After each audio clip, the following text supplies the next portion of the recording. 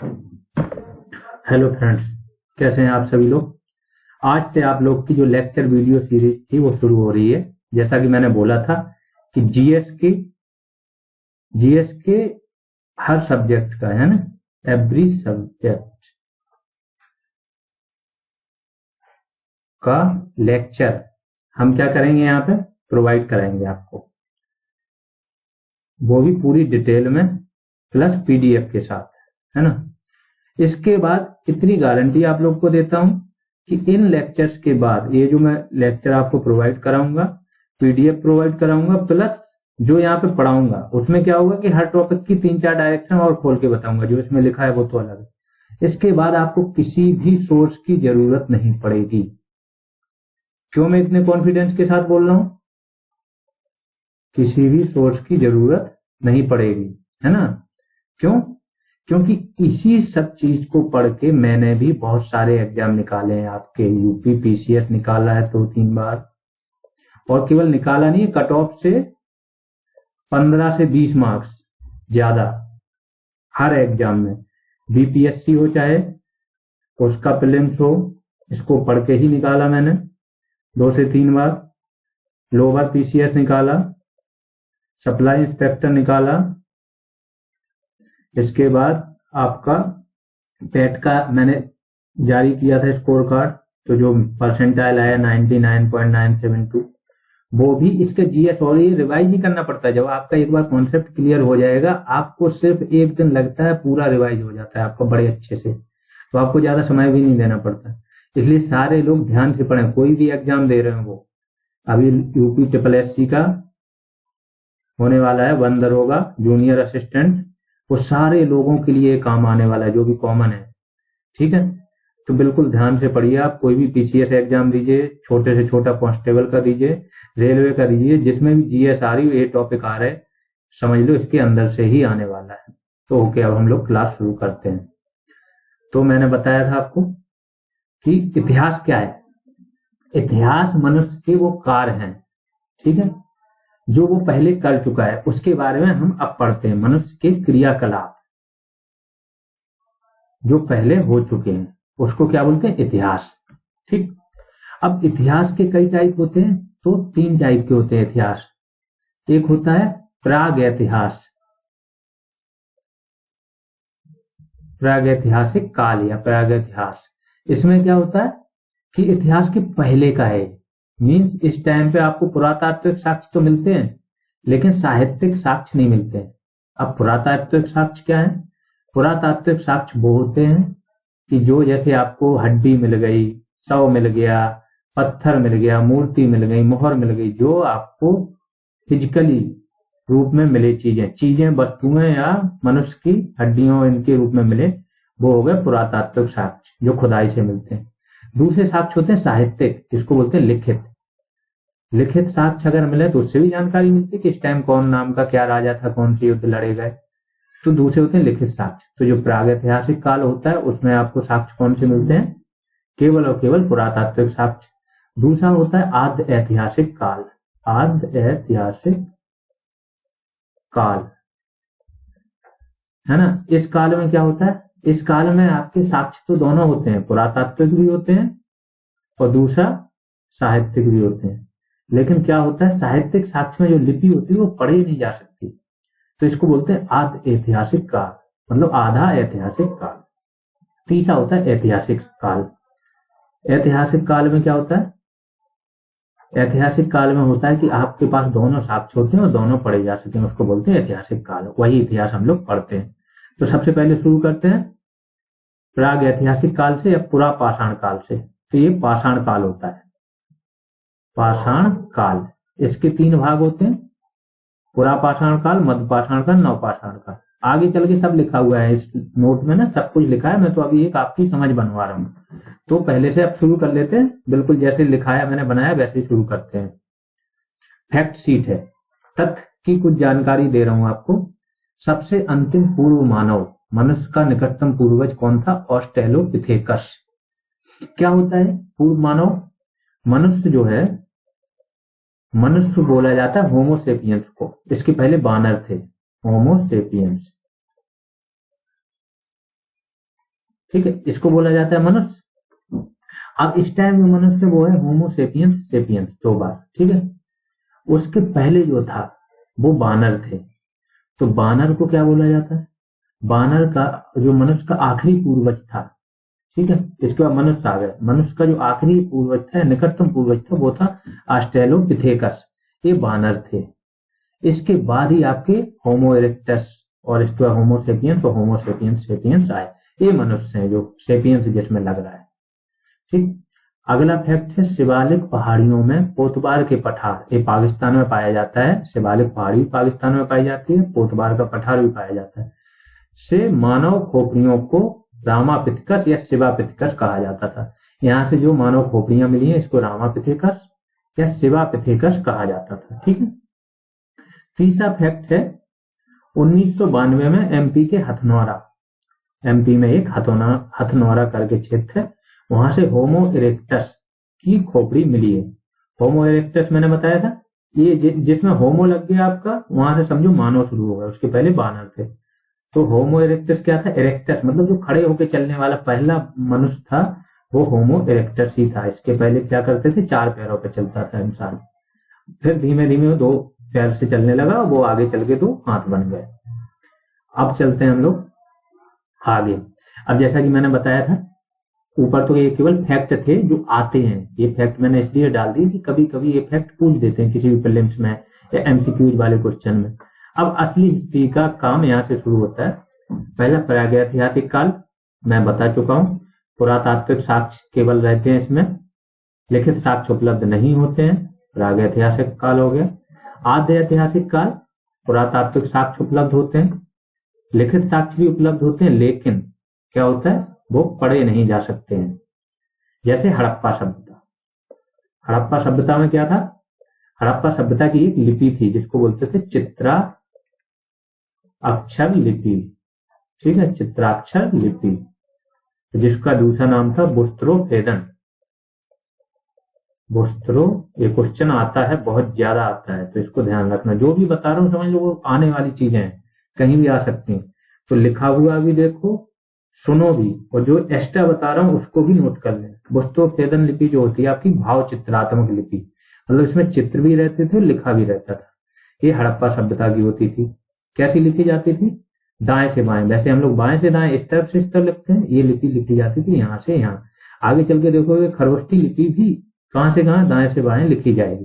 वो बताएंगे पूरा डिटेल में, एक एक चीज आपको कनेक्ट करके बताएंगे पूरी हिस्ट्री का, जो भी, चाहे प्रीलिम्स वाले हो चाहे मेंस वाले। यहाँ पे मेंस वालों को आइडिया हर चीज का लग जाएगा कि किस किस डायरेक्शन में क्या लिखना है। अब बहुत ज्यादा डिटेल में मेंस को इसलिए नहीं दे रहे हैं कि आइडिया लग जाएगा, वो लिख पाएंगे, जानकारी मौखिक उनको मिल जाएगी, और फिर उनको कुछ जरूरत होगी तो मेंस वाले स्पेशली हमको कमेंट में या टेलीग्राम चैनल पर बताएंगे कि क्या उनको रिक्वायरमेंट हो, उस हिसाब से हम उनको अवेलेबल कराएंगे, सोर्स अवेलेबल कराएंगे। और इसमें भी 80% मेंस वालों का काम हो जाएगा, फिल्म्स वालों का तो 100% काम हो जाएगा। माइंड मैप मेंस वालों का भी बन जाएगा पूरा कि किस किस डायरेक्शन में लिखना है। तो ये बहुत काम आने वाला है, इसको ध्यान से पढ़ो। ऐतिहासिक काल है ना, ऐतिहासिक काल में क्या होता है? दोनों प्रकार के साक्ष्य होते हैं, लिखित भी और साहित्यिक साक्ष्य भी, तो पढ़े भी जा सकते हैं वो।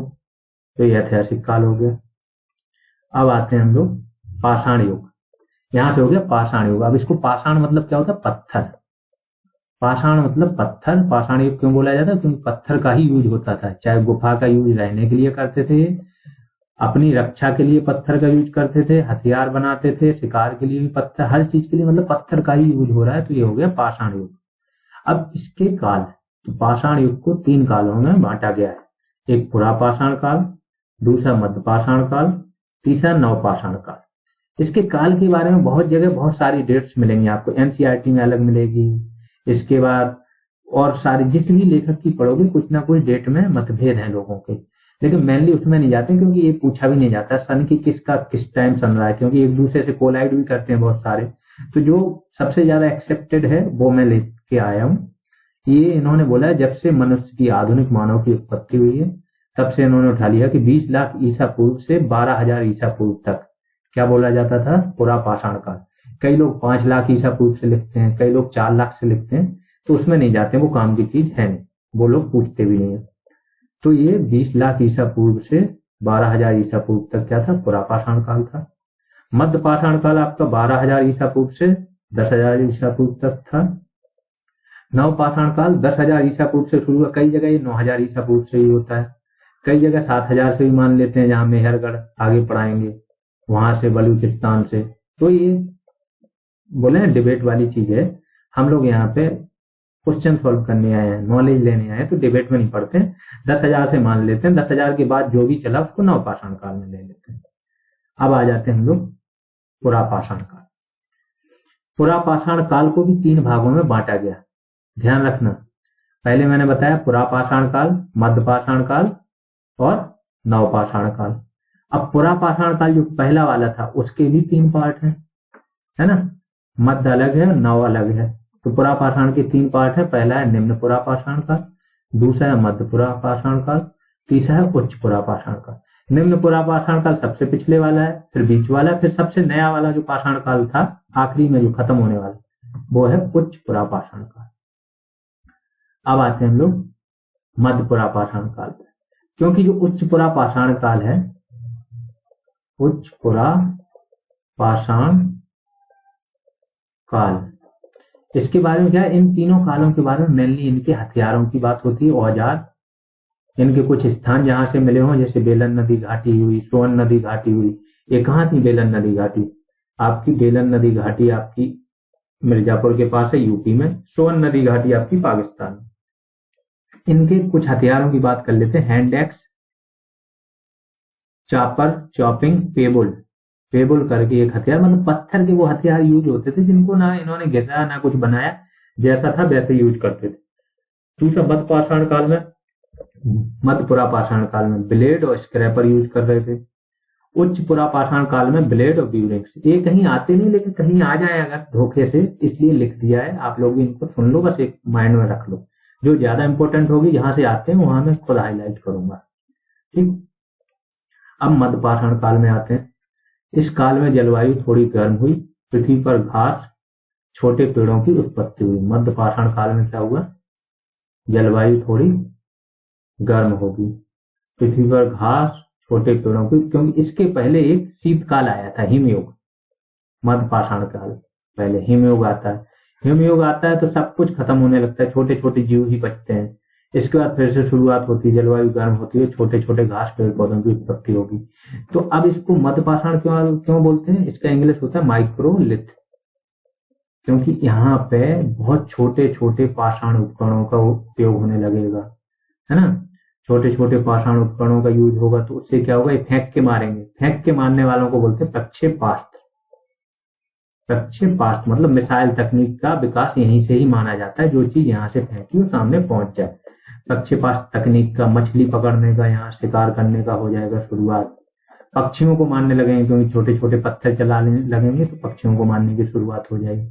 तो इस प्रकार से मध्य पाषाण काल में ये सारी चीजें होती हैं। अब मध्य पाषाण काल के कुछ स्थलों की बात कर लेते हैं। चौपानी मांडो बहुत फेमस स्थल है आपका, यूपी में है, प्रतापगढ़ और इलाहाबाद के आसपास के क्षेत्र हैं चारों। तो चौपानी मांडो झोपड़ी तथा युद्ध का प्राचीनतम साक्ष्य यहाँ से मिला है। झोपड़ी का भी प्राचीनतम साक्ष्य मिला है और युद्ध का। दूसरा है सराय नहर राय। सराय नहर राय से क्या मिला है? हत्या का प्राचीनतम साक्ष्य मिला है और युद्ध का भी मिला है यहाँ से भी। तीसरा है महादहा। महादहा ये प्रतापगढ़ में है, दमदमा भी प्रतापगढ़ में। महादहा से क्या मिला है? हड्डियों का आभूषण और सती प्रथा के साक्ष्य मिले हैं महादहा से। दमदमा से क्या मिला है? सिलवट्टा तथा सामूहिक चूल्हा। ये क्वेश्चन पूछ लेते हैं कि इस चीज के साक्ष्य कहाँ से मिले हैं, उसके कहाँ। अब छोटे एग्जामों में ये नहीं पूछते हैं, टीसीएस यूपी टीसीएस हो गया, कभी कोई यूपीएससी में डायरेक्ट यहाँ से क्वेश्चन आपका बनता है, ठीक है। अब आगे आते हैं, इसके और स्थान है कुछ। भीमबेटका करके स्थान है, ये कहाँ पड़ता है आप लोग को पता है? एमपी में। तीनों स्थान एमपी में, मैंने ऊपर ही हाईलाइटेड कर दी। भीमबेटका में क्या है? मध्य पाषाण काल के आखिरी चरण के दीवारों पर चित्रकारी के साक्ष्य मिले हैं। भीमबेटका की गुफाओं में जो दीवारें हैं वहां पर शिकार के साक्ष्य मिलेंगे आपको, नृत्य के साक्ष्य मिलेंगे, है ना। सामूहिक रूप से लोग शिकार कर रहे हैं। तो ये सारी चित्रकारी कब हुई है? मध्य पाषाण काल के अंत में। आदमगढ़ और बागोर दो स्थान है, ये एमपी में है आपका, और ये राजस्थान में है। तो यहाँ पे क्या मिला है, पशुपालन के सबसे प्राचीनतम साक्ष्य। सबसे पहला जानवर क्या था, कुत्ता, जिसको इन्होंने पाला था। ये डायरेक्ट क्वेश्चन आ जाता है। तो पशुपालन का प्राचीनतम साक्ष्य कहाँ से मिला, आदमगढ़ से और बागोर से। अब थोड़ा मेंस वालों के हिसाब से हो जाएगा काम इनका, जीवन यापन क्या था। इसको मेंस वाले जो भी मेंस लिखना है, जिनको भी आइडिया लगाना है, वो ध्यान से सुन लें कि जीवन यापन में आपका क्या क्या आ जाता है। तो जो साक्ष्य मिले हैं उनसे हम अनुमान लगाते हैं कि ए टाइप का साक्ष्य सिलबट्टा मिला है। इसका मतलब ये लोग क्या करते थे, चटनी बना के उसको पीस के भोजन को खाते थे। आग का है तो मतलब पका के खाएंगे, है ना। सामूहिक चूल्हा मिलेगा तो उसको क्या करेंगे, सामूहिक चूल्हे के साक्ष्य कहां से मिलेंगे आपको, दमदमा से। दमदमा से सिलबट्टा और सामूहिक चूल्हा मिला है। तो सामूहिक चूल्हा मिला मतलब सब साथ में मिलकर रहते थे। ये हो गया। कृत्रिम आवास मतलब धीमे धीमे, अभी तक ये लोग गुफाओं में रह रहे थे। अभी तक कहाँ रह रहे थे, गुफाओं में। अब इन्होंने क्या किया, पत्थरों के कृत्रिम आवास बनाने शुरू कर दिए। इस तरीके जो पत्थर टूटे उटे होते हैं उनके तो कृत्रिम आवास के भी साक्ष्य मिलने शुरू हो गए। अंतिम संस्कार के समाधान करते थे ये लोग, जला देते थे शव को और दफनाते भी थे। तो दोनों प्रकार के साक्ष्य मिले हैं यहाँ पे, ठीक है। तो अंतिम संस्कार के भी साक्ष्य मिले। चित्रकला मैंने बताई, भीमबेटका की गुफाओं में चित्रकला के साक्ष्य मिले। तो ये तो हो गया आपका पुरापाषाण काल और मध्यपाषाण काल खत्म। आगे आते हैं नवपाषाण काल। ये सबसे इंपॉर्टेंट है। क्यों है नवपाषाण काल को क्रांति का काल बोला जाता है। क्यों बोला जाता है क्रांति का काल, क्रांति का काल। क्रांति किसे कहते हैं पहले तो ये बताओ। क्रांति बोलते हैं जब किसी काल में आमूलचूल परिवर्तन आ जाए, मतलब एकदम बहुत खतरनाक परिवर्तन आ जाए, इधर से उधर चीजें पलट जाए, उसको बोलते हैं क्रांति का काल।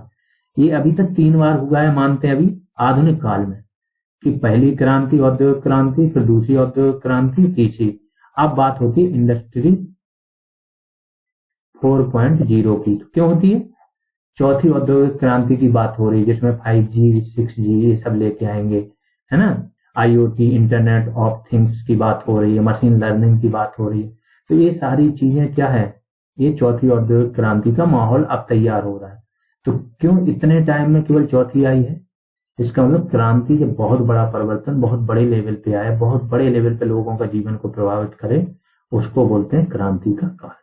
तो नवपाषाण काल को क्रांति का काल ही माना है। कितने, गार्डन चाइल्ड करके एक व्यक्ति थे, बहुत ही बड़े इतिहासकार थे इन्होंने। दूसरा थे मार्टिमर व्हीलर, मार्टिमर व्हीलर। इन्होंने इस काल को बोला क्रांति का काल। क्यों बोला, क्योंकि लोग स्थायी आवास बना के रहने लगे थे। स्थायी आवास बन जाएंगे जब उनके, तो वो पशुपालन करेंगे, खेती भी करेंगे, है ना। पशुपालन किया उन्होंने, खेती की।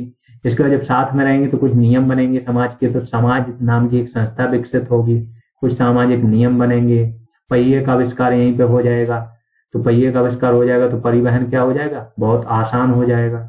इसका आग का आविष्कार हो जाएगा। आग का पहले आविष्कार हो जाता है, लेकिन ये लोग प्रयोग करना नहीं जानते थे। नवपाषाण काल में क्या करेंगे, प्रयोग करना जान जाएंगे। जब आग का प्रयोग करना जान जाएंगे तो क्या होगा, भोजन पका के खाएंगे, प्लस पशुओं से खुद की रक्षा भी आग के माध्यम से करेंगे। ये तो हो गया इसको क्रांति का काल क्यों बोलते थे। ये बहुत ज्यादा डिटेल में आप लोग को सारी जानकारी दे रहा हूँ। ये जो मैंने शब्द यूज की ये सब मेंस के लिए है। यूपीएससी का भी आप मेंस लिख रहे हो तो ये सारी चीजें काम आने वाली है। पीसीएस का भी लिख रहे हो, प्लस जो प्री दे रहे हैं उनके मन में जानकारी की कभी भी थोड़ा टफ क्वेश्चन पूछा तो आपको पता है बैकग्राउंड। एक बार सारा बैकग्राउंड पता हो आपको तो समझ लीजिएगा कि कोई भी एग्जाम देते रहो, किसी भी और रिसोर्स को पढ़ने की जरूरत ही नहीं है। क्योंकि ये जो कंटेंट दे रहा हूँ ये 5 बुक्स का सार प्लस कई कोचिंगों का सार है, ठीक है। अब आ जाते हैं मेहरगढ़। भौगोलिक वितरण में आते हैं। भौगोलिक वितरण क्या होता है कि इसके क्षेत्र कहाँ कहाँ स्थित थे, ठीक है। इसके नवपाषाण काल के क्षेत्र कहाँ कहाँ।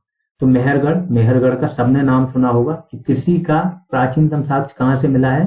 ये अभी जो बुकों में माना जाता है वो है 7000 ईसा पूर्व, बीसी मतलब बिफोर क्राइस्ट, बिफोर क्राइस्ट। तो बीसी हो गया। तो 7000 ईसा पूर्व मिला है। गेहूं और जौ तथा कपास की खेती यहाँ पे होती थी। अपवाद क्या है, अभी हाल ही में, हाल फिलहाल में मतलब कुछ साल पहले उत्तर प्रदेश में लहुरा देव नामक एक स्थान मिला है जहां 8000 ईसा पूर्व खेती के साक्ष्य मिले। लेकिन अभी इसको माना नहीं जाता है, किताबों में ये ऑप्शन नहीं मिलता है, किताबों में अधिकतर मेहरगढ़ ही मिलेगा, तो कंफ्यूज नहीं होने का भी। ठीक है, अब कश्मीर में इसके स्थान बता रहा हूँ कि नवपाषाण काल के स्थान कहाँ कहाँ मिले हैं। तो पहला बता दिए मेहरगढ़, दूसरा कश्मीर में 2 स्थान मिले हैं, एक बुर्जहोम, दूसरा गुप्त कराल। ठीक है, तो बुर्जहोम में क्या हुआ, गर्तावास भी मिले हैं और मानव के साथ कुत्ते को दफनाने के साक्ष्य भी मिले हैं। दूसरा स्थान मैंने क्या बताया, गुप्त कराल, ये स्थान भी था यहाँ पे।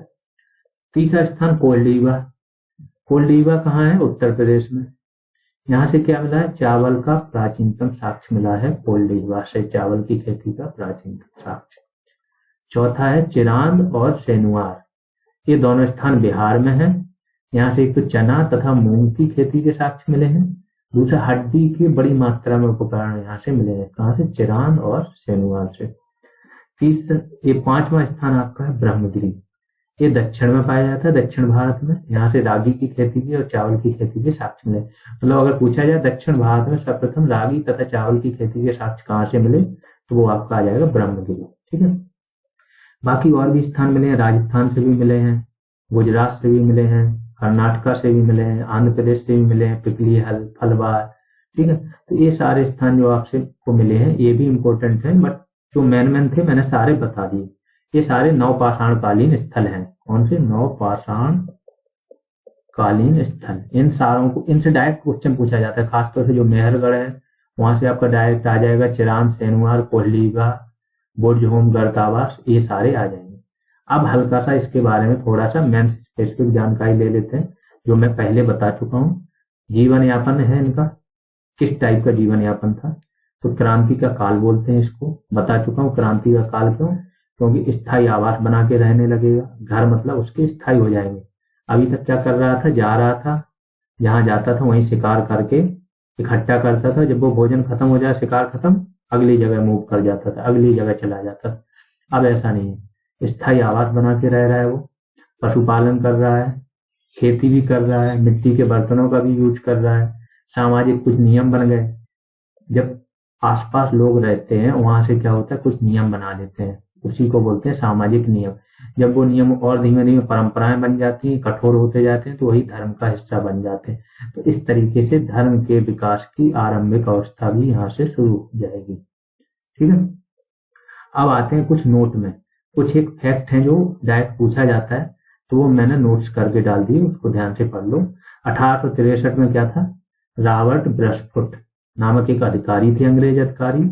इनको तमिलनाडु के पल्लवरम, ये कहाँ पाया जाता है स्थान, तमिलनाडु में, तमिलनाडु के पल्लवरम से प्रथम साक्ष्य मिला है। ठीक है, यहाँ से नवपाषाण काल का इनको प्रथम साक्ष्य मिला था तमिलनाडु के पल्लवरम से।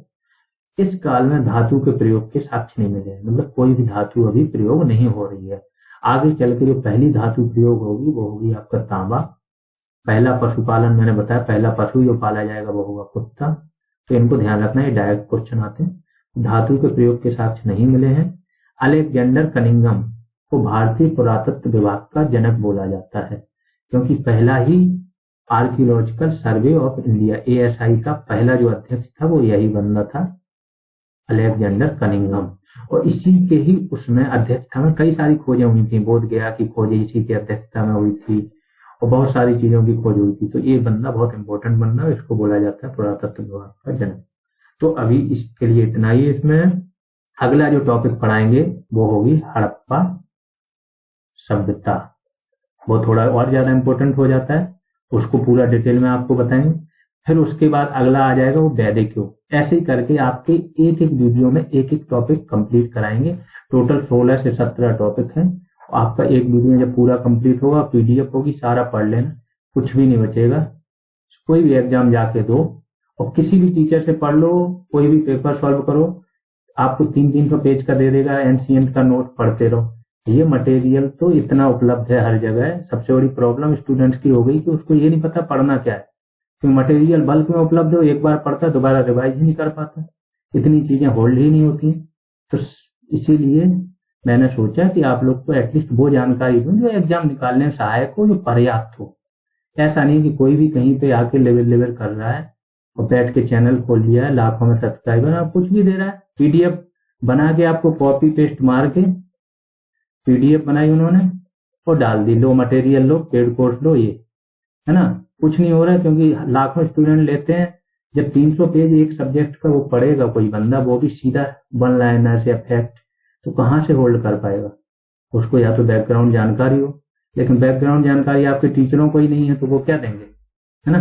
तो आप लोग पढ़ते रहिए, समझिए इतनी बेस्ट जगह पे जो भी लोग जुड़ रहे हैं, प्लस लोगों को इससे जोड़ो, आगे इसको शेयर करो, फॉरवर्ड करो, और लोगों को बताओ कि यहाँ पे जुड़ोगे तो क्या मिलने वाला है, कैसा पढ़ा रहे हैं और क्या जानकारी का उनका लेवल है, ये सारी चीजें उनको बताओ।